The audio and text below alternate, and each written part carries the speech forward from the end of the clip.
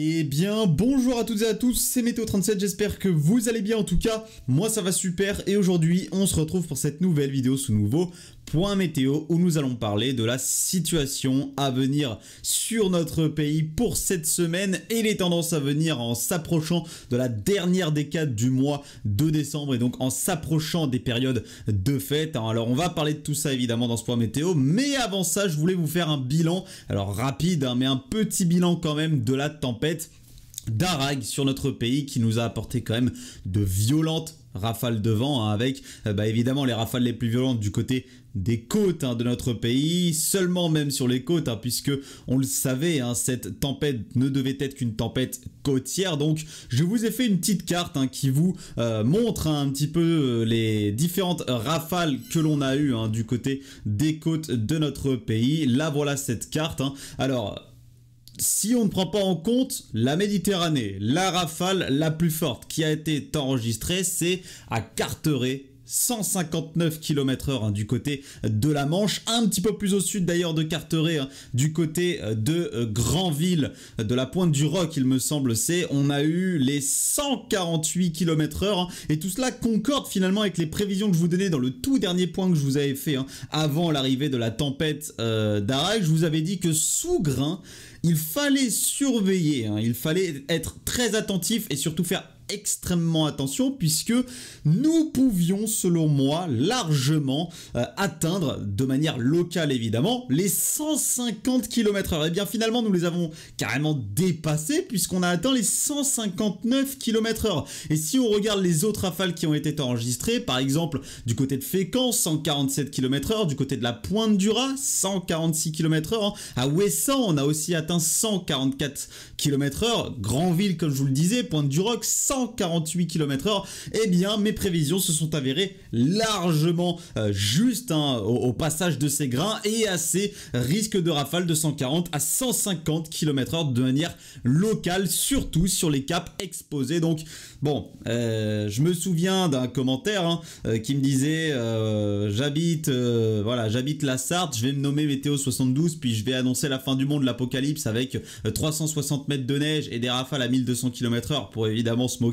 Et bien finalement mes prévisions se sont retrouvées largement justes avec jusqu'à 159 km/h du côté de Carteret. Et là comme je vous l'ai dit, c'est sans prendre en compte la Méditerranée puisqu'on a même du côté du Cap Béar atteint jusqu'à 184 km/h. Donc c'est une rafale qui est évidemment complètement sortie des prévisions, qui a été largement au-dessus des prévisions du côté de ces secteurs-là. Vous voyez que moi je vous avais mis une bulle rouge entre évidemment les Pyrénées-Orientales et l'autre, dû au renforcement du vent de nord-ouest et de la tramontane sur ces secteurs. On a atteint jusqu'à 141 km/h à Caixas, je crois que ça se nomme comme ça, n'hésitez pas à me corriger, c'est AIXAS.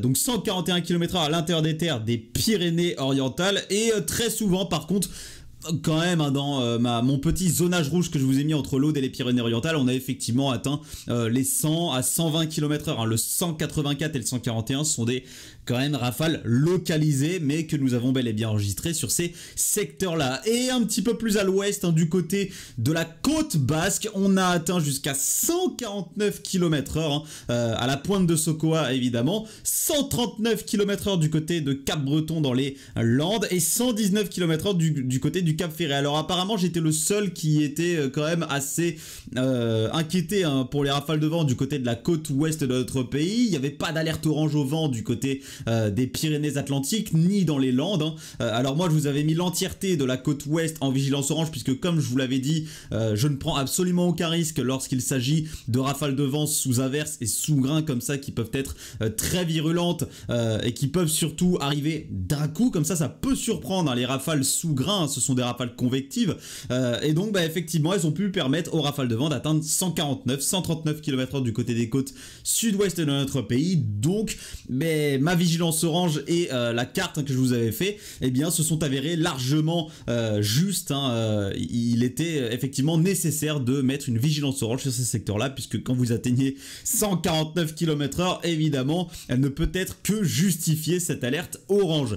Jusqu'à 123 km/h également du côté ici de l'île de Ré, 131 km/h à Belle-Île hein, et 119 comme je vous l'ai dit du côté du Cap Ferret. Alors là où mes prévisions ont été moins justes, c'est du côté de la Corse notamment. Hein. Avec, alors là du côté du Cap Corse c'était pas très compliqué, c'est jamais très compliqué dans ces situations de tempête en Méditerranée, on sait que ça va fortement souffler du côté du Cap Corse, donc là j'ai plutôt bien anticipé hein, les fortes rafales de vent de ce côté là, 132 km/h hein, qui ont été enregistrés. Par contre là où j'ai beaucoup moins anticipé la situation c'est du côté ici d'Ajaccio où nous avons pu enregistrer quand même jusqu'à 121 km/h et les rafales de vent qui n'ont finalement pas été si violentes que ça du côté du relief corse hein, par rapport à ce qui avait été annoncé. Donc bah là c'est une petite erreur hein. Il y a eu quelques petites erreurs du côté de mes prévisions en Corse, mais très globalement mes prévisions se sont avérées à 90-95% juste hein, par rapport à ce qui a été enregistré au passage de cette tempête. Et cette zone orange aussi, hein, ce zonage orange qui a été largement justifié également puisque ça a soufflé très régulièrement au passage des averses et des grains hein, du côté du sud-ouest ici, entre 80 et 100 km/h, hein, des rafales à 96 km/h à Pau il me semble, 94 km/h à Tarbes, ou alors c'est l'inverse, je ne sais plus, mais en tout cas on a dépassé les 90 km/h sur ce secteur-là, 98 km/h un petit peu plus au nord il me semble, hein, dans mon zonage orange. Donc très globalement ce zonage est largement justifié avec des rafales qui ont souvent effectivement atteint les 80 à 100 km/h du côté du sud-ouest du pays. Voilà un petit peu le bilan que nous avons à faire de cette tempête d'Arak sur notre pays. Au niveau de la neige, je vous en ai pas parlé, mais évidemment elle était au rendez-vous hein. On a eu des cumuls de neige qui ont pu atteindre voire dépasser les 30 cm du côté du massif central, notamment au-delà des 1000 mètres d'altitude, au-delà de 1500, enfin au-delà de 1000-1500 mètres d'altitude dans les Alpes, on a pu facilement atteindre les 40-50 cm de neige. Un petit peu plus haut, on a même eu des recensements à 70 cm de neige du côté des Alpes hein. Et actuellement dans les Pyrénées, il continue à neiger, il neige encore hein, et au-delà des 2000 mètres d'altitude, on a plusieurs valeurs enregistrées au-delà des 1 mètre de neige déjà hein. On a pu atteindre les 1m20, 1m30 de neige sur certains secteurs au-delà de 2000 mètres et donc actuellement il continue à neiger, donc nous allons certainement atteindre le 1,50 m de neige au-delà des 2000 mètres d'altitude du côté des Pyrénées. Donc ça se moquait de moi dans les commentaires, ça me disait que j'abusais totalement quand dans ma miniature je mettais 1 mètre de neige avec une flèche orientée vers les Pyrénées. Alors on n'a pas atteint les 1 mètre de neige dans les Alpes effectivement, on a atteint les 70 à 80 cm plus tôt, on n'était pas si loin du mètre de neige hein, au-delà des 2000 mètres d'altitude, mais par contre ce mètre de neige on l'a bien atteint, même bien dépassé sur certains secteurs des Pyrénées hein, avec donc le 1,50 m qui est attendu jusque dans les prochaines heures. Mais effectivement mes prévisions tenaient surtout de par rapport à ce qui devait tomber ce week-end hein. Je vous disais ce qui devait tomber entre ce samedi et ce lundi hein, au niveau de la neige, et donc bah effectivement on a atteint voire même dépassé le mètre de neige, et on a atteint voire même largement dépassé sur certains secteurs les 150 km/h au niveau des rafales de vent hein, que ce soit à Carteret, à la pointe du Roc à Granville, ou encore du côté du Cap Béar, ou encore du côté de la pointe de Sokoa dans le sud-ouest. Donc voilà hein, globalement le bilan qu'on a à faire du côté de cette tempête d'Arak, donc avec de violentes rafales de vent du côté des côtes hein, avec des rafales qui ont soufflé fortement et qui ont parfois dépassé les prévisions, et là je pense surtout aux 184 km/h du Cap Béar, et la neige qui est effectivement tombée sur les reliefs et qui a apporté une couche de neige conséquente hein, avec de la neige qui continue à tomber dans les Pyrénées, et une couche de neige quand même assez conséquente du côté du massif central, des Alpes, des Vosges et du Jura. Voilà le bilan de cette tempête d'Arak. Maintenant on revient sur le modèle GFS évidemment, puisque là je vais vous parler des prévisions à venir pour cette semaine hein. Alors je vais pas y passer beaucoup de temps et finalement sur les prévisions de cette semaine, puisqu'elles ne sont pas très intéressantes, il n'y a pas beaucoup d'agitation à attendre hein. On a ce flux actuellement continental qui s'est mis en place en ce début de semaine et qui va s'orienter de plus en plus à l'est là dans les prochains jours, donc ça va nous donner des températures en dessous des normes de saison, avec des gelées quand même assez récurrentes dans les prochains jours. Alors les secteurs les plus exposés aux gelées évidemment ce sont ceux du nord-est, du centre-est et les régions centrales hein. Mais ces gelées vont pouvoir hein, entre mardi, la nuit de mardi à mercredi et la nuit de mercredi à jeudi, s'étendre un petit peu plus vers le nord et le sud-ouest de notre pays. Donc attendez-vous là aussi à des gelées hein, sur ces secteurs là, notamment à partir de la nuit de mardi à mercredi. Les gelées les plus fortes sont attendues sur les secteurs que je vous ai cité précédemment, un nord-est, centre-est, région centrale, avec des gelées qui peuvent tout de même atteindre les -3, -4 degrés sur certains secteurs, voire localement -5, notamment en allant vers les 3 froids. Donc il va faire quand même bien frais, voire même froid dans les prochains jours sur de nombreux secteurs de notre pays. Ce qu'il faut savoir, c'est que les températures seront sous les normes de saison, que ce soit au niveau des minimales ou des maximales. Au niveau des maximales, il se peut que sur certains secteurs, nous ne dépassions pas les 2-3 degrés au bon milieu de l'après-midi. Pourquoi? Parce que nous allons avoir des nuages bas extrêmement récurrents, des brouillards et des nuages bas très récurrents dans les prochains jours, qui vont malheureusement, pour ceux qui aiment la douceur évidemment, empêcher une remontée des températures l'après-midi et qui vont plaquer un petit peu ce froid dans les basses couches. En plus de ça, on sera sous l'influence de conditions anticycloniques, vous le voyez, toujours de plus en plus anticycloniques, donc ce froid va rester bloqué dans les basses couches finalement.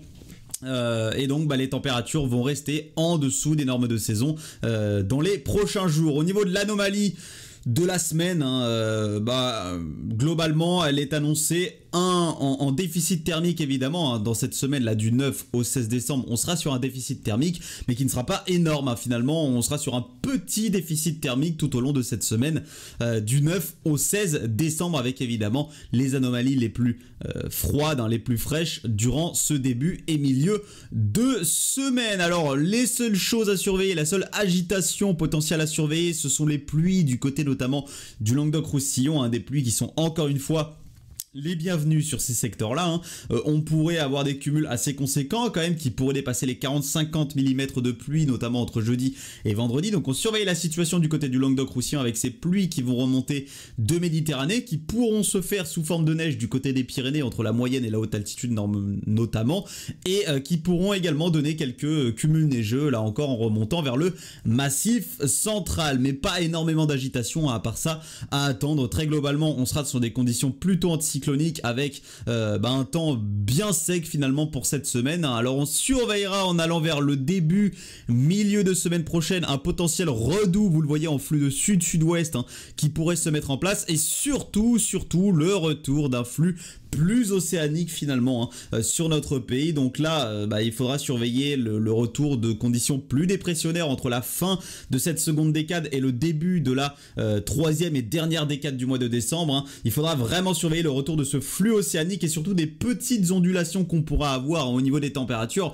Ça pourrait jouer au yo-yo finalement entre températures plus douces et températures plus fraîches dans des flux de nord-ouest potentiellement qui pourraient venir rafraîchir un peu les températures. Alors des flux de nord-ouest, c'est des descentes polaires maritimes, c'est des potentiels de descente polaire maritime, et donc ça ne veut pas forcément dire neige en pleine et conditions très hivernales sur notre pays. On l'a vu cette semaine là, au passage de la dépression d'Arag, on a eu une descente polaire maritime et ça nous a pas donné de la neige en pleine et un épisode neigeux incroyable. Malheureusement cette neige elle est restée cloîtrée du côté des reliefs. Pour ceux qui aiment l'hiver et la neige, elle n'est absolument pas tombée jusqu'en pleine. Donc on surveille la situation évidemment au niveau de ces fluctuations de température qu'on va avoir entre la deuxième partie de cette seconde décade de décembre et la première partie de la troisième décade de décembre, puisque ça pourrait nous apporter parfois des températures quand même plus fraîches et des possibilités de descente polaire notamment maritime. Mais voilà, je ne suis pas en train de vous dire qu'il y aura forcément de la neige en pleine et qu'on aura forcément des conditions incroyablement hivernales sur notre pays lors de ce yo-yo des températures, puisque on pourrait en premier lieu avoir surtout le retour, vous le voyez, d'un flux plus océanique et donc des températures qui resteraient assez douces. Alors ce sera notamment pour la fin de cette deuxième décade de décembre, et ensuite voilà, effectivement avec ce yo-yo des températures qu'on pourrait avoir un nouveau rafraîchissement potentiel sur notre pays en arrivant vers la première partie de la troisième décade du mois de décembre. Alors tout cela reste à affiner évidemment, tout cela je vous en reparlerai donc dans de prochains points météo évidemment, mais en tout cas on surveille cette possibilité effectivement de yo-yo des températures entre la fin de la seconde décade et le début de la troisième. Merci à tous d'avoir suivi ce point météo. Il n'y aura pas beaucoup de points météo durant cette semaine puisque c'est ma dernière semaine de révision avant ma semaine de partiel entre le 16 et le 20 décembre. Donc voilà, pas beaucoup d'activités sur la chaîne malheureusement à attendre. De toute façon, il n'y aura pas beaucoup d'activités au niveau météo tout simplement à attendre. Donc là, au niveau de la chaîne, j'appelle pas ça une pause, mais il y aura une activité un petit peu moins élevée, forcément.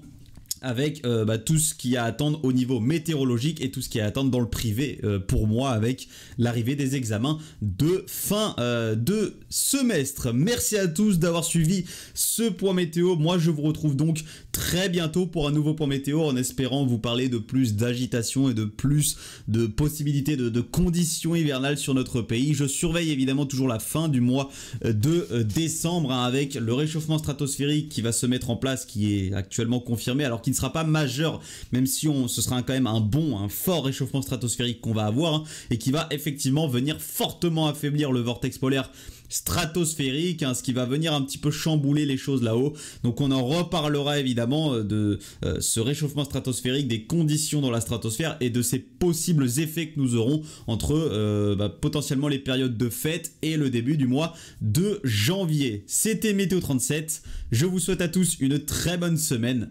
Bye tout le monde.